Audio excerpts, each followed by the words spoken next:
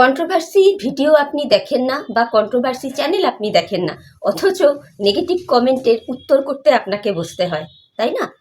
আচ্ছা, আপনি বলুন তো নিজে, যে আজকে কন্ট্রোভার্সি ক্রিয়েটাররা যদি আপনাকে নিয়ে এত চর্চা না করতো, আপনার ভিউজটা কি আগের তুলনায় একটু হলেও বাড়তো?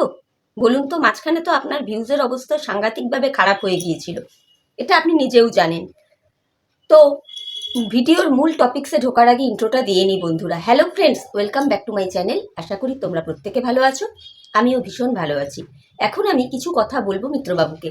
মিত্রবাবুর গতকালকের ভিডিওটা দেখলাম, নো ডাউট ভিডিওটা দেখে ভালো লেগেছে। প্রথম শুরুয়াতে উনি দেখালেন যে উনি লাউ পাতা শাক পাশের বাড়ি থেকে নিয়ে এসছেন, সাথে বাজার হাট দেখালেন। তারপরে দেখালেন ছোট্ট বাচ্চাটা সোনা বাবাকে নিয়ে উনি বাইরে বেরিয়েছিলেন। চূর্ণী নদী দেখালেন। তারপরে কি দেখলাম আমরা, উনি হাটে গেলেন, হাট থেকে বেশ একটা ভালো শাকসবজি কিনে আনলেন। পুচকিটার পছন্দ মতো পাঁপড় কিনলেন। এইগুলো দেখে বেশ ভালো লাগলো। আরও একটা সুন্দর জিনিস দেখলাম, মুড়ির কল। সত্যিই তাই। আমি যদিও মফস্বলে থাকি, জলপাইগুড়ি এমন একটা জায়গা, মানে এটা মফস্বল এরিয়াই বলা চলে, এখন তো টাউন হয়েছে, যাই হোক আমরা মফস্বলই বলি। তবুও না, এত ধান কল, মুড়ির কল আমাদের এইসব জায়গায় দেখা যায় না, একটু গ্রাম সাইডে যেতে হয়। তো সেইগুলো মিত্রবাবুর ভিডিওতে দেখে বেশ ভালো লাগলো। আমার ওই মিত্রবাবুদের পারিপার্শ্বিক পরিবেশগুলো দেখতে ভীষণ ভালো লাগে। তো যাই হোক, তারপরে কি দেখলাম, মিত্রবাবু বেশ ঘাড়ে করে বাঁশ ফাঁস নিয়ে এলেন, এগুলো দরকার। তো উনি বললেন যে বাঁশ নিয়ে এসে ওনার কাঁধ পুরো ব্যথা হয়ে গেছে। ঠিকই কথা, উনি চাষি বাড়ির ছেলে হতে পারেন, সবকিছুই মানুষ হচ্ছে অভ্যাসের দাস। ওনার যে অভ্যাস নেই এটা তো বোঝাই যায়, তাই না? উনি কর্মঠ বলছেন নিজেকে। তো আমরা আগামীতে দেখতে পাবো ওনার বিজনেসটা শুরু হওয়ার পর উনি কতটা কর্মঠ, তাই না? তবে আমরা এতদিন যাবৎ দেখে এসেছি ওনার ব্লগে যত রকম মানে শারীরিক কসরতের কাজ সবটাই কিন্তু মেসোমশাই করতেন, উনি ভিডিও করতেন, এরকমটাই দেখেছি।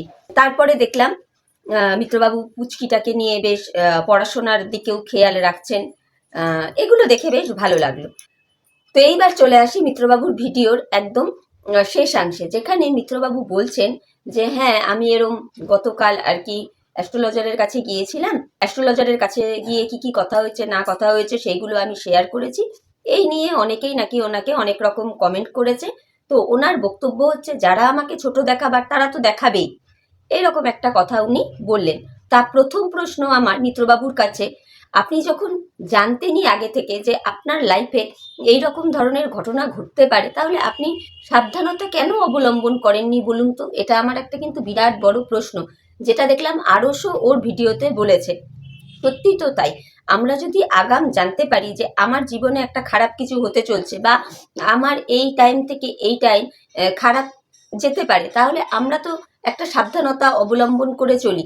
তাহলে আপনি যখন এই অ্যাস্ট্রোলজারকে এত মানেন, উনি যখন আপনাকে আগে থেকেই বলে দিয়েছিল যে এইরকম ঘটনা ঘটতে পারে, তাহলে আপনি কেন সাবধানতা মেনটেন করেননি? যদি আপনি সেই সময় একটু সাবধান হতেন, হয়তো আজকে আপনার ওয়াইফ আপনাকে ছেড়ে চলে যেত না পরপুরুষের হাত ধরে, তাই না? তারপরে আপনি বললেন যে আপনার কাউকে বেচবার নাকি প্রয়োজনই পড়েনি। রিয়েলি? সত্যি কি তাই? আপনি একটু মনে করে দেখুন, যেই দিন টিন চলে গেল ওই দিন রাতেই কিন্তু আপনি ক্যামেরা খুলে টিনের ব্যাপারে বলতে বসে গিয়েছিলেন, তাই না? তারপরে বেশ কিছুদিন টিন কি করেছে না করেছে, টিনের সাথে কি ঘটনা ঘটেছে, সেগুলো আপনি অন ক্যামেরা বলেছেন। তারপর একটা টাইম আপনি থেমেছেন। তাহলে এগুলোকে কি বলবো বলুন তো মিত্রবাবু? এগুলোকেই বেচা বলে না? হ্যাঁ, এটাও ঠিক, টিনও অনুরূপভাবে বেঁচেছে আপনাকে, উভয়কে আপনারা বেচেছেন। এটা বলবেন না যে আপনি কাউকে বেচেননি বা আপনার কোনো বেচার ইন্টেনশন নেই। তো এটা গেল বেচা বর্তার কথা। তারপরে আপনি বললেন একটা উদাহরণ দিয়ে যে আপনি যদি যেতে চান রানাঘাট, তো মাঝখানে তাহেরপুর পড়বে। আরও একটা জায়গার নাম বললেন, সেই জায়গাটার নাম আমার ঠিক মাথায় আসছে না। তো আপনি এটা দিয়ে বোঝাতে চাইলেন যে অ্যাস্ট্রোলজারের কথাগুলো বলতে গেলে, মানুষকে বোঝাতে গেলে, সেখানে আপনার পাস্টের ব্যাপারে বলতে গেলে টিনের বিষয়গুলোও আসবে, এটাই তো বোঝাতে চাইলেন। বুঝলাম, এই অবধি তো ঠিক আছে। কিন্তু আপনি যে কথাটা বললেন যে আপনি কন্ট্রোভার্সি দেখেন না, আপনার অত সময় নেই, আপনি টোটাল এখন ফোকাসড রয়েছেন কিসে? আপনার বিজনেস নিয়ে। সত্যি করে বলুন তো, কন্ট্রোভার্সি কি আপনি দেখেন না? আমার তো মনে হয় প্রত্যেকটা কন্ট্রোভার্সি চ্যানেলই আপনি দেখেন। ফলো নিশ্চয়ই করেন, ফলো করেন এবং দেখেন বলেই কন্ট্রোভার্সি ডিরেক্ট না করলেও ছোট ছোট করে কন্ট্রোভার্সি ছোঁয়া আপনি আপনার ব্লগিংয়ে রেখে যান। যেমন ওই যে 13 মিনিট 28-29 সেকেন্ড থেকে 32 সেকেন্ড অবধি ভিডিওটা কাট করে দেওয়া, আপনি নিজেও খুব ভালো করে জানতেন ভিডিওর থেকে ওই অংশটুকু কেটে বাদ দিয়ে দিলে ওটা নিয়ে কন্ট্রোভার্সি হবে। আপনার সাথে কে ছিল না ছিল বাইকে আপনি দেখাননি, যেটা নিয়ে অলরেডি প্রচুর মানুষ চর্চা করেছিল। মনে পড়ছে তো ওই যে যখন আপনি বিষ্ণুপুর ঘুরতে গেলেন, যে বিষ্ণুপুর তারপরে ওটাকে কি বলে হুগলি তারকেশ্বর ওই যে গেলেন, যে সেই ভিডিওটার কথা বলছি।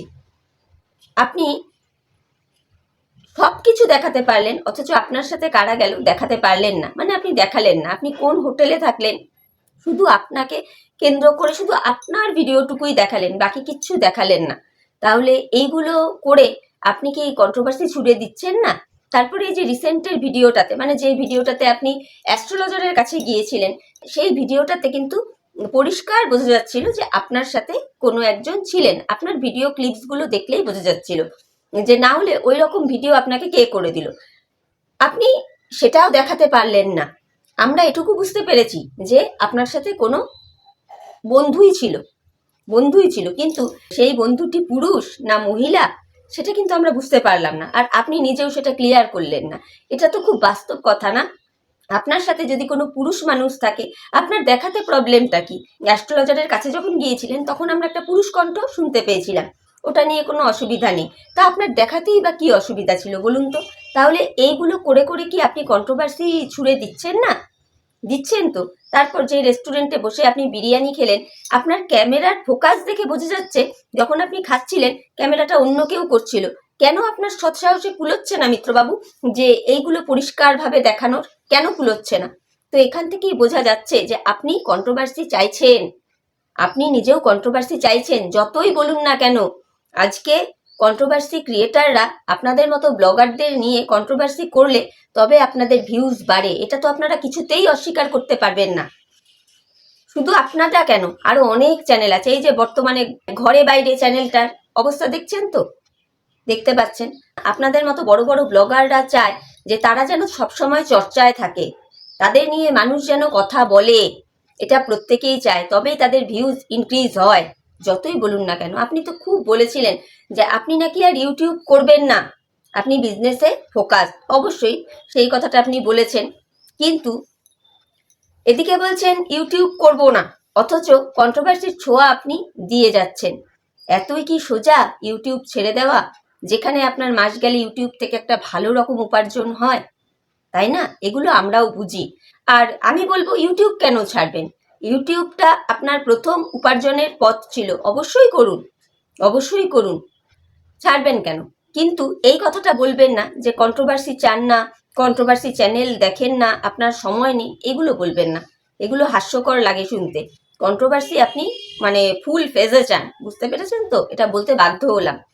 আর একটা কথা কি জানেন তো, আজকে কন্ট্রোভার্সি ক্রিয়েটাররা আপনাদের মতো ব্লগারদের নিয়ে যে কথা বলে তাতে তো আপনাদের ভিউজ ইনক্রিজ হয়, সেটা পজিটিভ ওয়েতেই বলুক আর নেগেটিভ ওয়েতেই বলুক। তো এইগুলো জায়গা না কেউ চট করে ছাড়তে পারে না, কেউ চট করে ছাড়তে পারে না।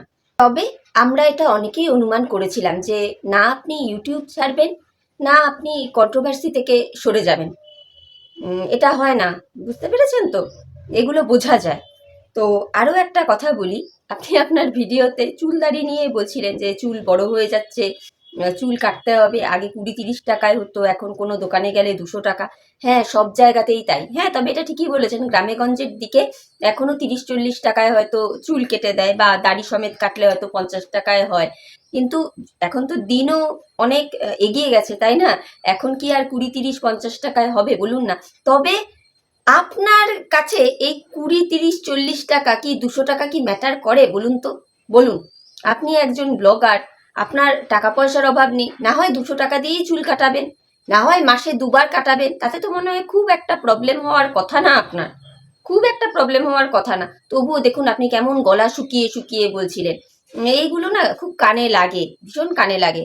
মানে আপনি কি আপনার চুল কাটার পেছনে 200 টাকাটা খরচা করতে চান না? সেটা কি অন্যত্র খরচা করার মতন কোনো জায়গা আপনার রয়েছে?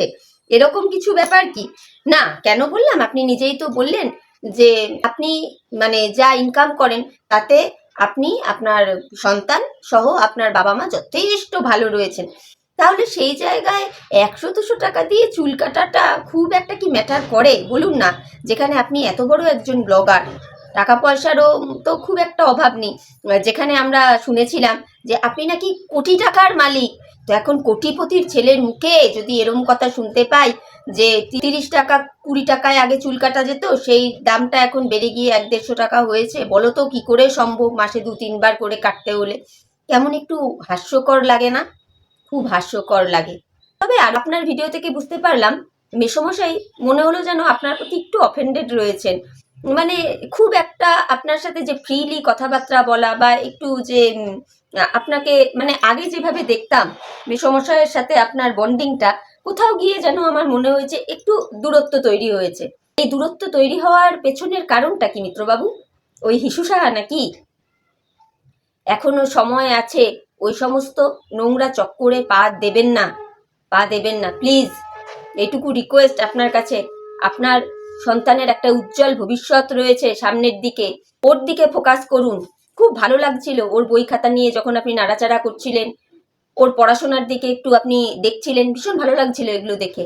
বিশ্বাস করুন, দুদিন আগে ও কোন স্কুলে পড়ে সেগুলো আপনি দেখালেন, আপনার এমনকি আপনার ভিডিওতে ওর স্কুলটা একটু দেখালেন এবং বললেন স্কুলটা ভাঙা হয়েছে, স্কুলটা নতুনভাবে হচ্ছে। সত্যি এগুলো দেখে ভালো লাগছিল। তো কি দরকার বলুন না যে মানে যেচে বাসকে পেছনে নেবার? সত্যি বলছি, ওই হিসু সাহা না যদি আপনার লাইফে প্রবেশ করে, ওটা বাসের থেকে কোনো অংশে কম হবে না, বিশ্বাস করুন।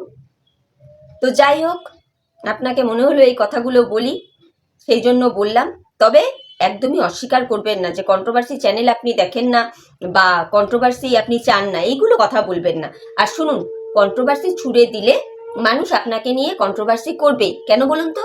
কারণ আপনাদের এই টোটাল বিষয়টা আর কোনো প্রাইভেট জায়গায় নেই, আপনারা ইউটিউবে পাবলিক করে দিচ্ছেন। তাহলে যেই জিনিসটা পাবলিক হবে সেই জিনিসটা নিয়ে কথা বলার অধিকার সকলের রয়েছে, তাই না? এই কথা মনে হলো আপনাকে বলি, তাই বললাম। তো চলো বন্ধুরা, ভিডিওটা আমি আর বড় করব না, ভিডিওটা এখানেই রাখছি। তোমরা আমার কথাগুলো একটু মন দিয়ে শুনে দেখো যে আমি ঠিক বললাম না ভুল বললাম। তোমরা তোমাদের মূল্যবান মতামত আমার কমেন্ট বক্সে জানিও। আমার কোথাও যদি ভুল হয় তাহলে সেটা তোমরা রেকটিফাই করে দিও। আর ভিডিও ভালো লাগলে অবশ্যই লাইক, কমেন্ট, শেয়ার আর সাবস্ক্রাইব করে পাশে থেকো প্লিজ। বন্ধুরা একটুখানি আমাকেও ভিউজ দিও, একটু দেখো, একটু দেখো প্লিজ, আমারও ভিডিওগুলো দেখো। এটা তোমাদের কাছে আমার হাত জোর করে রিকোয়েস্ট। তো চলো, এখনকার মতো বিদায় নিচ্ছি, নতুন একটা ভিডিওর সাথে আবার দেখা হয়ে যাবে। প্রত্যেকে ভালো থেকো, সুস্থ থেকো, সাবধানে থেকো। Tata, bye, love you all.